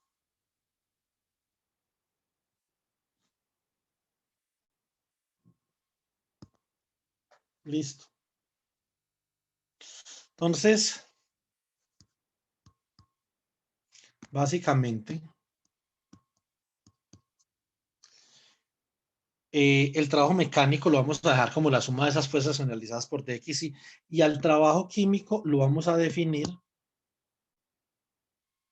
este trabajo químico, digamos, dW químico, ¿cierto? Esto lo vamos a definir como el potencial químico de un sistema multiplicado por el diferencial de partículas de ese sistema. Entonces, el potencial químico es una energía que me determina a mí cuánta energía tengo yo que aplicar para poder ya sea extraer partículas de un sistema o cuánta energía por lo menos, por ejemplo, tendría yo que reducir para poder, digamos, que darle el privilegio a las partículas que se muevan libremente también, ¿cierto? Entonces eso sería como otro. Entonces, esto es trabajo químico. Esto es muy importante en materiales, en la percepción del transporte, por ejemplo. Y nosotros en el resto del curso vamos a hablar de esto casi todos los días. Entonces es bueno que nosotros tengamos este concepto. Ahora, el gran potencial que nosotros vamos a ver después en mecánica, en mecánica estadística, nosotros hablamos de gran potencial, vamos a estar hablando de un conjunto de estados microscópicos en donde se permite que que haya flujo de partículas, ¿cierto? Esa situación nosotros la conocemos como la realización gran canónica, por ejemplo, ¿cierto? Entonces va a estar relacionada con este gran potencial. Entonces ahora vamos a ver ese potencial termodinámico realmente qué es. Entonces básicamente nosotros separamos los grados químicos y mecánicos de libertad. Entonces el diferencial de energía interna ahora queda como la temperatura por el diferencial de entropía más la suma sobre I por JI de XI más la suma sobre alfa de mu sub alfa de N alfa, ¿cierto? Se puede tener varios sistemas, varios subsistemas que componen su sistema termodinámico y entonces eso se va a comportar de esta forma. Entonces ahora lo que nosotros vamos a hacer, obviamente en este caso, es que vamos a definir el gran potencial. Vamos a definir mediante esta G como un poquito, como algo así, como la energía interna menos mu sub alfa por N alfa, no voy a colocar la sumatoria ahí o para complicar la cosa, menos la temperatura por la entropía. Eso significa, ahí en últimas, que el diferencial del gran potencial es igual al diferencial de la energía menos mu sub alfa por el diferencial de, a ver, aquí tenemos que hacer mu sub alfa por el diferencial del número de partículas menos el número de partículas por el diferencial de mu sub alfa menos T por el diferencial de entropía menos entropía por el diferencial de T. ¿Cierto? Entonces, ¿cómo queda esto? Esto quedaría acá. Este DE, ¿qué contiene? Este DE contiene T por ds más JI por dxi más mu alfa por dn alfa. Aquí tenemos entonces menos mu alfa dn alfa menos n alfa de mu alfa, ¿cierto? Menos T de S menos S de T. ¿Qué se cancela? Se cancela este con este. Se cancela este con este, ¿cierto? Pues por lo tanto, el diferencial del gran potencial es queda dado por menos S por dt, ¿cierto? Más JI por dxi menos N alfa por el diferencial de mu alfa. O sea que esto básicamente es igual a la derivada parcial del gran potencial con respecto a t para xi y mu alfa constante por dt más la derivada del gran potencial con respecto a xi, ¿sí o no? Para t constante, mu alfa constante y xj diferente de xi constante, ¿cierto? Por el diferencial de xi, más la derivada del gran potencial con respecto a mu sub alfa para t constante, xj diferente de xi constante, ¿cierto? Multiplicado por d mu alfa. Entonces, de acá nosotros obtenemos que el gran potencial es una función realmente de la temperatura, los grados de libertad mecánicos xi y el potencial químico, ¿cierto? Entonces, ese potencial termodinámico que nosotros acabamos de demostrar, y ya voy a acabar, me muero por ahí 5 minutos. Entonces, ese potencial termodinámico que nosotros acabamos de definir ahí, es otra función de estado que define el equilibrio del sistema. Ahora es función de mu alfa. Entonces, ese potencial termodinámico nos queda de lujo para nosotros poder definir procesos químicos dentro de un sistema abierto. ¿Sí o no? Si quieren profundizar en esto, yo he trabajado esto bastante. Lo que pasa es que me toca trabajar mucho en escala de longitud para colocar ejemplos y de pronto la cosa se complica un poquito, ¿cierto? Entonces, ahora si ustedes quieren mirar ejemplos y repasar algo en la escala macroscópica, es decir, por ejemplo, reacciones químicas, diferencias de entalpía y cosas por el estilo, espontaneidad en reacciones químicas, calores de formación y todo eso les recomiendo. Además, obviamente, el libro de Fisicoquímica de Atkins y Pablo, un libro muy bueno, pero yo tengo una lectura de un libro de química general muy buena, que es el capítulo 20 de un libro que se llama General Chemistry.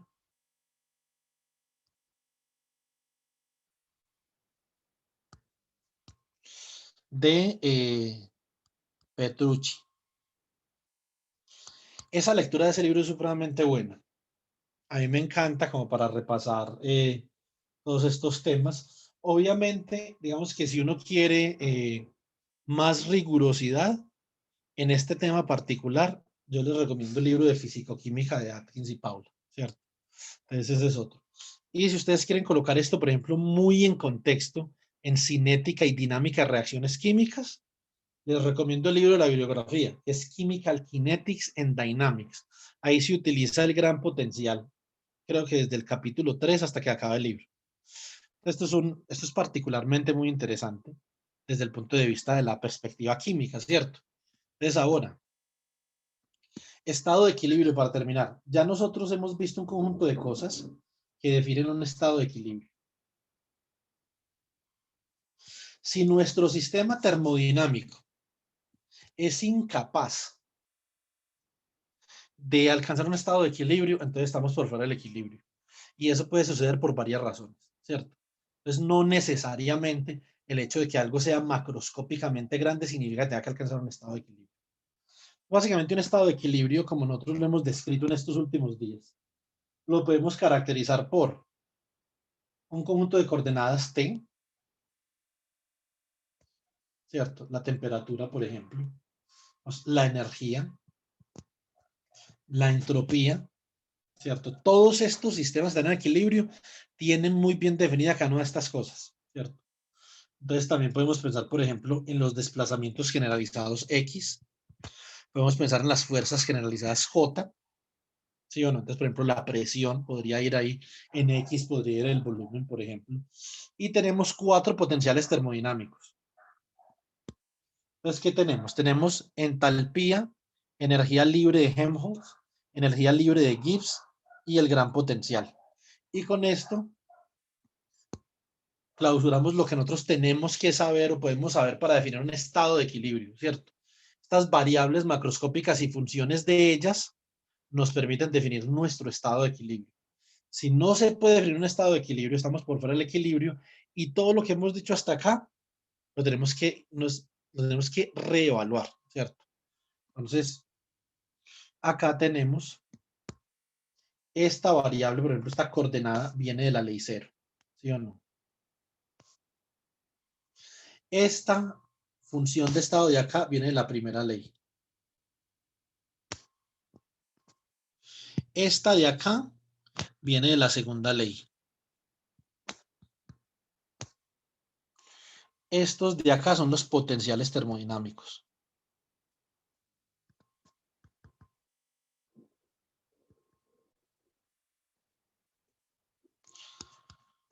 Entonces, toda la termodinámica la tenemos aquí para definir nuestro estado de equilibrio, ¿sí o no? Entonces, ahora, ¿qué nos falta dentro, digamos, de todo de esta mezcolancia de cosas para nosotros terminar nuestro conocimiento sobre la termodinámica y después, a partir de la mecánica estadística, como hicimos hoy en la actividad de las 4, es poder reproducir lo macroscópico a través de lo microscópico? Es que nos falta.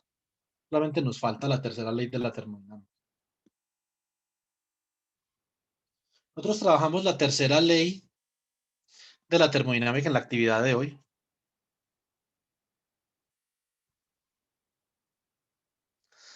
Pero lastimosamente ya no tenemos tiempo de ver la tercera ley de la termodinámica porque el lunes de la semana entrante tenemos que comenzar de una con probabilidad. No podemos, digamos que, extendernos ni un día más en termodinámica. Entonces, ¿qué es lo que yo voy a hacer? Lo que yo voy a hacer es que voy a grabar mañana un video y lo voy a subir para que completemos esta parte. ¿Se pueden ustedes comprometer a que vemos este video antes del lunes a las 6 de la tarde o no? Sí, señor. Listo, por favor. Entonces, yo les voy a grabar el video sobre la tercera ley de la termodinámica. Cualquier pregunta la pueden colocar en ese chat ahí, ¿cierto? y les dejo el quiz para esa sesión de la tercera ley de la termodinámica. Ahí se los coloco en la descripción del video para que ustedes puedan hacer el quiz. Entonces, por el momento, esto es todo por hoy. Les agradezco la atención y entonces voy a dejar abierto 10 minutos para el que tenga preguntas.